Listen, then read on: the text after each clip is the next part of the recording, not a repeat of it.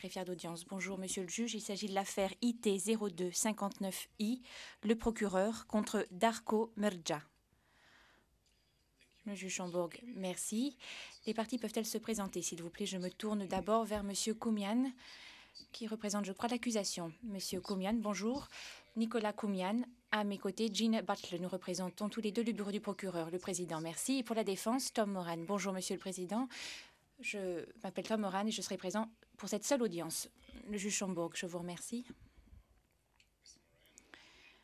Maître Moran, est-ce que vous avez reçu tous les documents qui vous ont permis de préparer cette comparution initiale? Monsieur Moran, oui. Le juge Chambourg, est-ce que vous avez pu débattre des questions d'intérêt avec votre client? Monsieur Moran, oui, monsieur le juge. Le juge Chambourg, à ce stade, je vais me tourner vers monsieur Mrdja, qui comparaît aujourd'hui sur la base d'un acte d'accusation dressé le 16 avril 2002. Monsieur Mrdja a été arrêté le 13 juin dernier. Il a été arrêté sur la base d'un mandat d'arrêt daté du 26 avril 2002. Monsieur Mrdja a été transféré à La Haye et depuis vendredi, il est détenu à l'unité pénitentiaire de Scheveningen. Monsieur Mrdja, je vais vous demander de bien vouloir vous lever. Je vais d'abord vous poser une série de questions. Ces questions nous permettront de vous identifier. Elles n'ont rien à voir avec le fond de cette affaire. Je vais vous demander de bien vouloir décliner votre identité. Merci de préciser tous vos prénoms et vos noms au fin du compte-rendu. Časni sude, ja se zovem Mrdja Darko. Is this the only first name, and what about nicknames?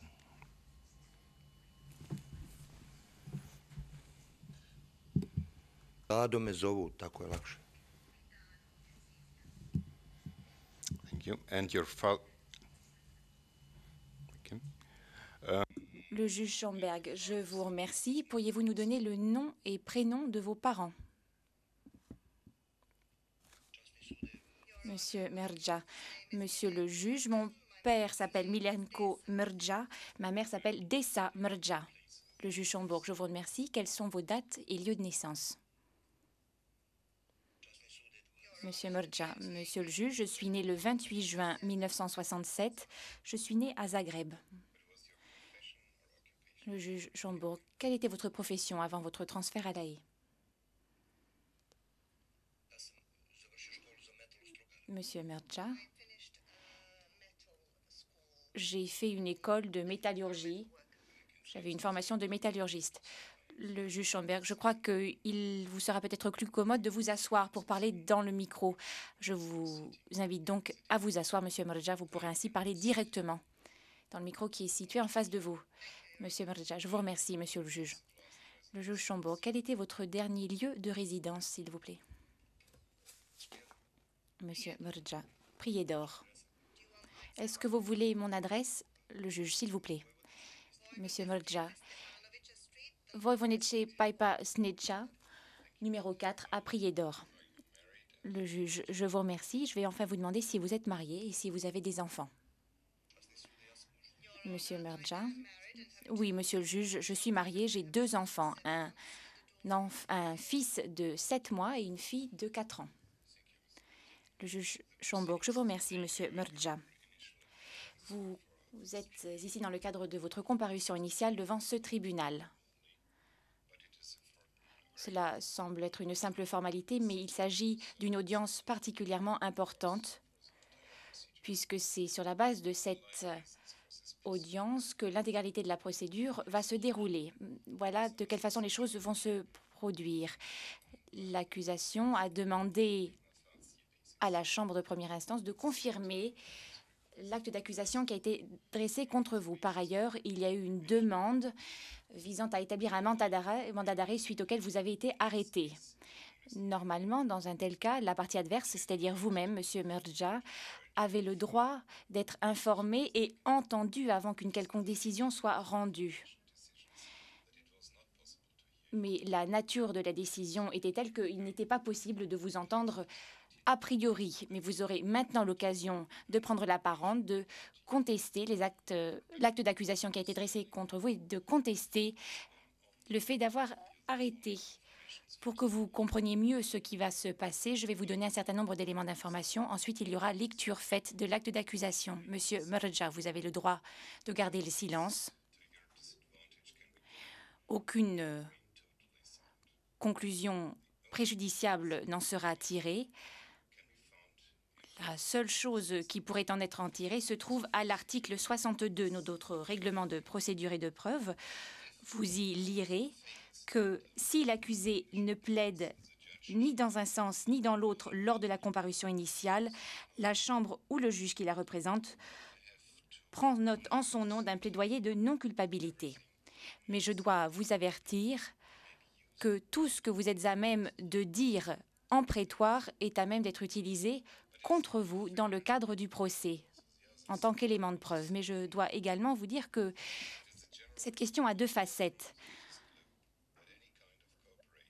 À l'heure actuelle, dans tous les tribunaux du monde, on considère que toute forme de coopération de la part de l'accusé joue à son avantage. Si le procès n'atteint pas le stade de l'établissement d'un verdict, il est de votre intérêt de tout mettre en œuvre pour accélérer la procédure. La coopération dont vous pourriez faire preuve jouera toujours dans votre intérêt. Il vous revient maintenant de débattre de ce point dans le plus grand détail, avec votre conseil de la défense. Monsieur Mrdja, est-ce que vous venez de comprendre ce que j'ai dit?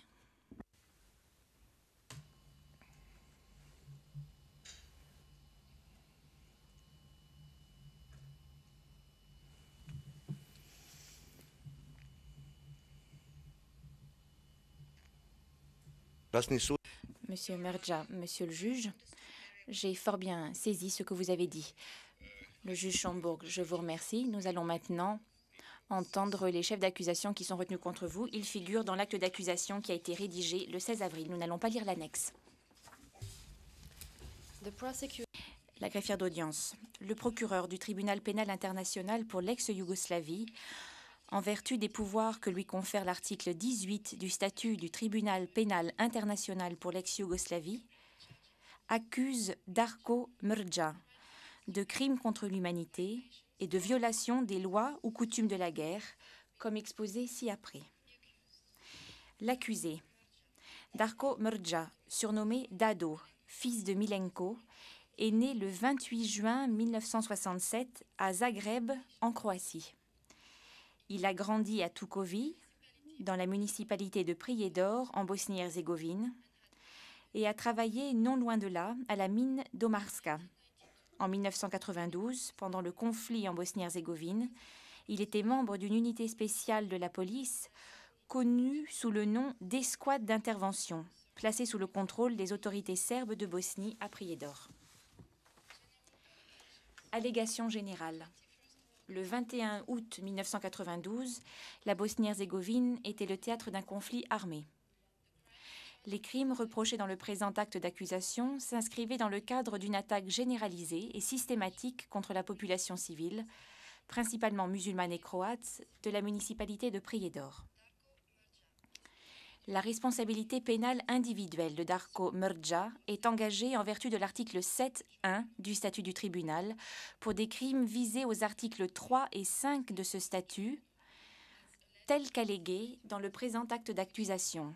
Crime qu'il a planifié, incité à commettre, commis ou qu'il a de toute autre manière aidé et encouragé à planifier, préparer ou exécuter.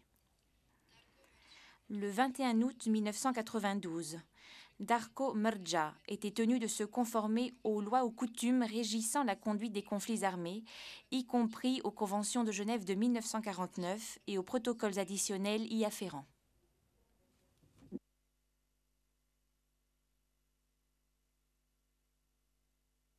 Les faits. À l'automne 1992, un conflit armé a éclaté dans le nord-ouest de la Bosnie, y compris dans les municipalités de Prijedor et de Skender Vakuf. des forces armées alliées au Parti démocratique serbe, SDS, qui cherchait à rattacher ce territoire à la Yougoslavie ou à le maintenir dans un État serbe indépendant, la Republika Srpska, ont attaqué des populations civiles non serbes et combattu des forces qui soutenaient le gouvernement de Sarajevo. Dans le cadre de leurs actions visant à séparer ce territoire de la Bosnie-Herzégovine, des forces serbes de Bosnie, sous la direction du SDS, se sont livrées à des attaques généralisées et systématiques contre la population civile de la région. Des civils non serbes ont été incarcérés dans divers endroits, y compris les camps d'Omarska, de Keraterm et de Tornopolje dans les municipalités de Prijedor. Le 21 août 1992, un groupe de prisonniers non serbes détenus au camp de Tornopolje a été informé qu'il allait être échangé et conduit à Travnik, ville qui se trouvait alors sous le contrôle de forces loyales au gouvernement de Bosnie-Herzégovine. Des autocars sont arrivés au camp ce matin-là et de nombreux prisonniers y sont montés. Ce même matin, plusieurs centaines, peut-être plus d'1 millier d'hommes, de femmes et d'enfants, tous civils, se sont rassemblés au village de Tukovi, également situé dans la municipalité de Prijedor. Ils avaient aussi été informés qu'un convoi serait organisé ce jour-là à destination de Travnik. Darko Mrđa était présent à Tukovi lorsque ces civils ont été embarqués à bord du convoi et il a été vu en train de donner des ordres à d'autres policiers présents sur place.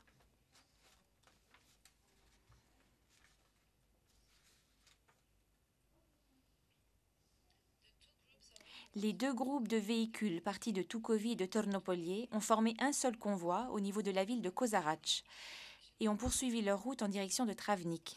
Des policiers ou des soldats, dont Darko Mrđa, ont escorté le convoi durant tout le trajet.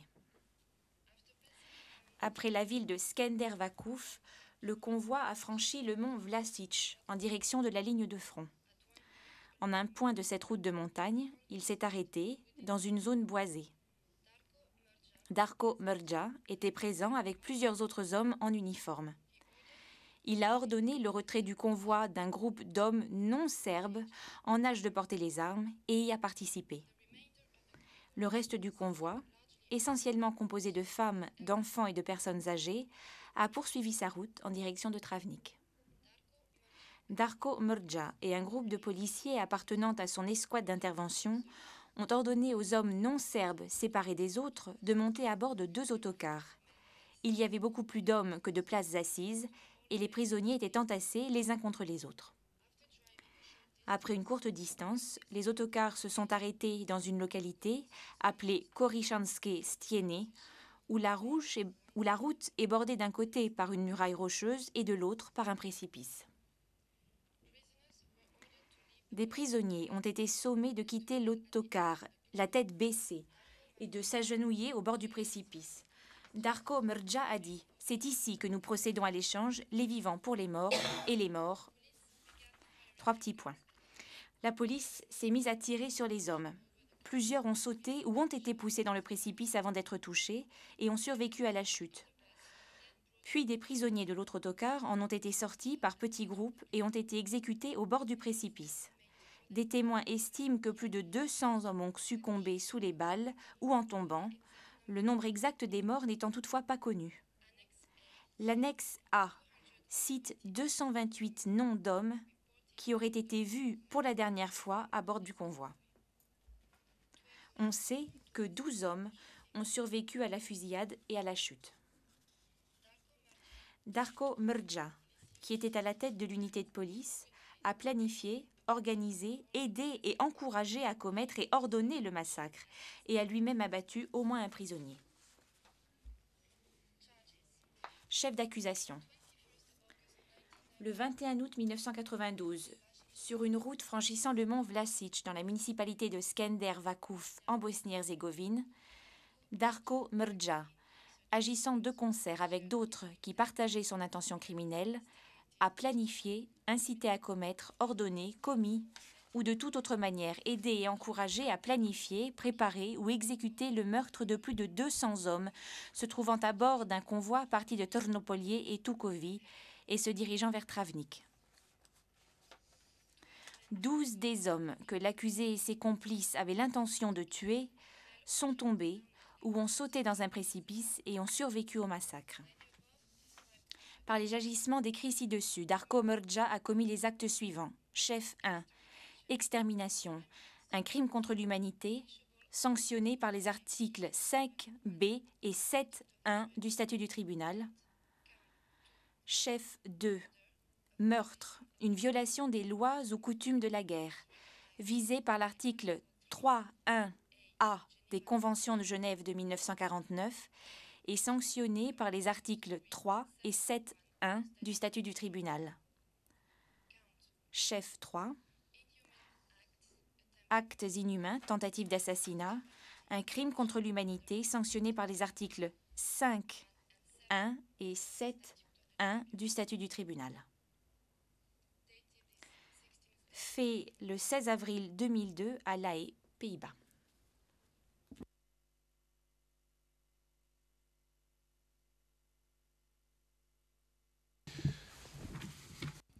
Le juge Schomburg, comme cela est dit dans l'acte d'accusation, il existe une annexe A.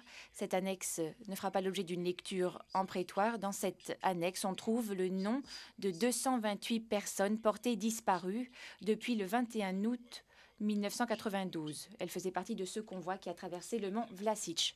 Monsieur Mrdja, je me tourne vers vous. Avez-vous compris l'acte d'accusation qui vient d'être lu?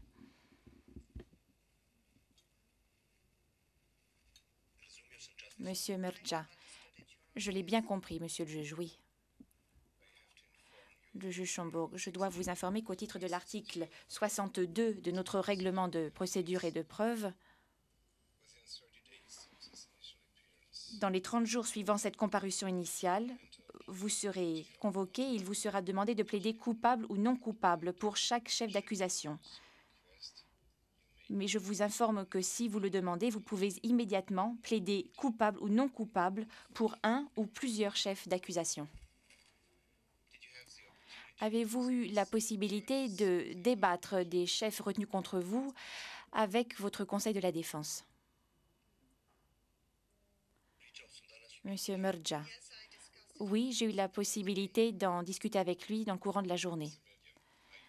Le juge Schomburg, monsieur Mrdja, êtes-vous prêt à plaider coupable ou non coupable? Êtes-vous à même de nous dire quel est votre plaidoyer pour chacun des actes d'accusation? Est-ce que vous êtes prêt à entrer un plaidoyer de culpabilité ou de non-culpabilité, ou est-ce que vous préférez disposer d'un délai de 30 jours? Monsieur Mrdja, monsieur le juge, je préfère dès à présent me prononcer. Le juge Schomburg. Je dois maintenant vous demander ce qu'il en est du chef 1, extermination, un crime contre l'humanité sanctionné par les articles 5b et 7.1 du statut du tribunal. Que plaidez-vous? Monsieur Mrdja. Monsieur le juge, je plaide non coupable. Juge Schomburg. Chef 2, meurtre, une violation des lois ou coutumes de la guerre, visée par l'article 3.1a des Conventions de Genève de 1949 et sanctionnée par les articles 3 et 7.1 du statut du tribunal. Que plaidez-vous? Monsieur Mrdja, monsieur le juge, je plaide non coupable. Le juge Schomburg, enfin le chef 3, actes inhumains, tentative d'assassinat, un crime contre l'humanité, sanctionné par les articles 5.1 et 7.1 du statut du tribunal. Que plaidez-vous? Monsieur Mrdja, je plaide non coupable, monsieur le juge. Le juge Schomburg, voulez-vous faire quelque autre commentaire que ce soit sur la teneur de l'acte d'accusation? Monsieur Mrdja, non, monsieur le juge. Le juge Schomburg, vous pouvez prendre place. Madame la greffière d'audience, nous avons pris note du fait que monsieur Mrdja a entré un plaidoyer de non-culpabilité pour chacun des chefs d'accusation retenus dans l'acte d'accusation. Nous en venons maintenant à la question de la privation de liberté. Je dois aujourd'hui me prononcer sur le fait de savoir s'il y aura privation de liberté. Est-ce que vous voulez soulever des objections, puisque vous avez le droit de contester cette privation de liberté, ou est-ce que vous souhaitez d'abord déposer une requête? Maître Moran. Monsieur le juge, nous déposerons une requête aux fins de mise en liberté provisoire à une date ultérieure. Le juge Chambord, je vous remercie. Le juge Chambord, j'ordonne donc aujourd'hui que la détention sera maintenue jusqu'à une date ultérieure et nous attendons vos écritures, maître. Est-il nécessaire que nous informions votre épouse ou des parents du fait que vous avez été privé de votre liberté? Est-ce que vous souhaitez que nous communiquions les coordonnées de l'unité de détention de Scheveningen à qui que ce soit, monsieur? Monsieur Murdja, merci, monsieur le juge. J'ai déjà été en contact avec ma famille. Le juge Chambord. Je vous pose maintenant la question suivante. Est-ce que vous souhaitez que le tribunal informe votre consulat ou votre ambassade du fait que vous avez été privé de liberté? Monsieur Murdja, monsieur le juge, si c'est possible, j'aimerais en effet que vous informiez ces instances de la situation. Le juge Chambord. Alors, quel est le consulat dont vous souhaitiez qu'il soit informé de votre statut?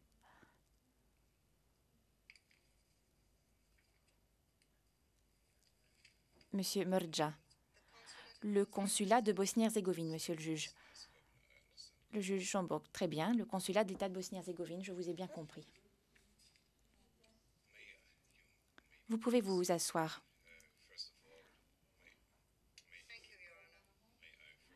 L'accusé, merci. Le juge Chambord, je vais maintenant me tourner vers l'accusation. Souhaite-t-elle faire des commentaires ou des observations? Monsieur Koumian. Monsieur le Président, je me pose simplement la question de la désignation du Conseil de la Défense. Les éléments à l'appui de l'acte d'accusation que je dois remettre au Conseil de la Défense dans le délai de 30 jours, à qui dois-je les remettre? Par ailleurs, je dois déposer une requête aux fins d'obtention de mesures générales de protection, ce qui permettra qu'aucun élément d'information ne soit divulgué. Il ne s'agit pas, bien sûr, de mettre en danger quelques témoins ou quelques victimes que ce soit. Je voudrais savoir à qui je dois m'adresser. Maître Moran. Monsieur le Président, je crois que mon client a été en contact avec un avocat de Banja Luka. J'ai son numéro de téléphone.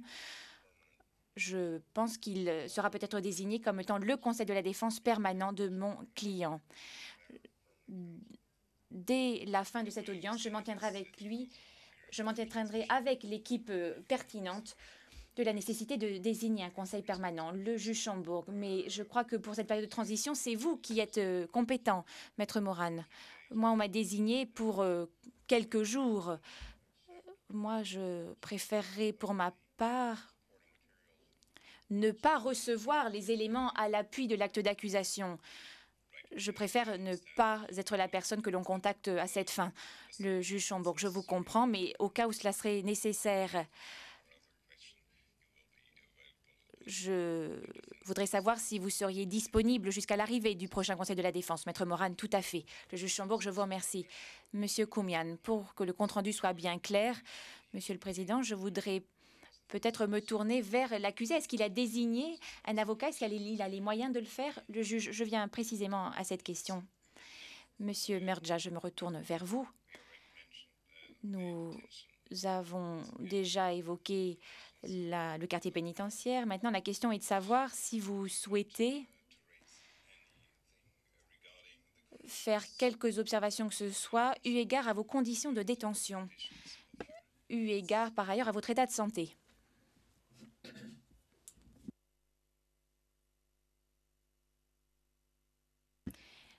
Monsieur Murdja, monsieur le juge, je n'ai aucune critique à émettre pour ce qui est de mes conditions de détention. Il n'y a rien d'autre que je souhaite dire. Tout se passe dans les meilleures conditions possibles. Et je suis particulièrement satisfait de mes conditions de détention. Je n'ai rien à dire. Le juge Chambord, je vous remercie. Dernière question, vous l'aurez peut-être compris de l'intervention de l'accusation. Est-ce que vous avez déjà désigné votre conseil de la défense?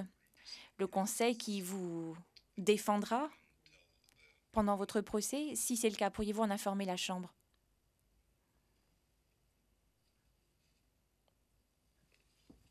Monsieur Murdja, monsieur le juge, j'ai contacté monsieur Kirstan Simic.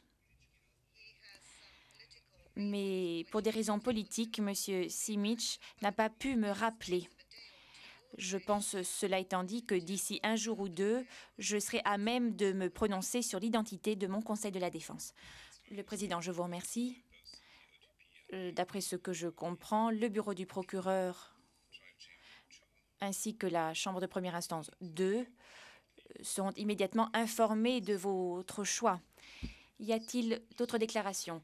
Monsieur Koumian, Monsieur le juge, pour que nous ne perdions pas de temps, je voudrais que nous nous assurions que l'accusé a les moyens d'engager un Conseil de la Défense pour le représenter. Je crois qu'il est important de savoir, notamment pour l'équipe du tribunal qui est responsable de la désignation du Conseil de la Défense. Maître Moran, mon client pense invoquer le motif d'indigence. Le juge Schomburg, très bien, la procédure donc se déroulera sur cette base.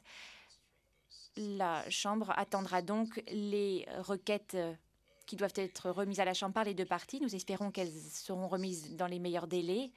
L'audience est maintenant suspendue. Merci à tous. All rise, veuillez vous lever.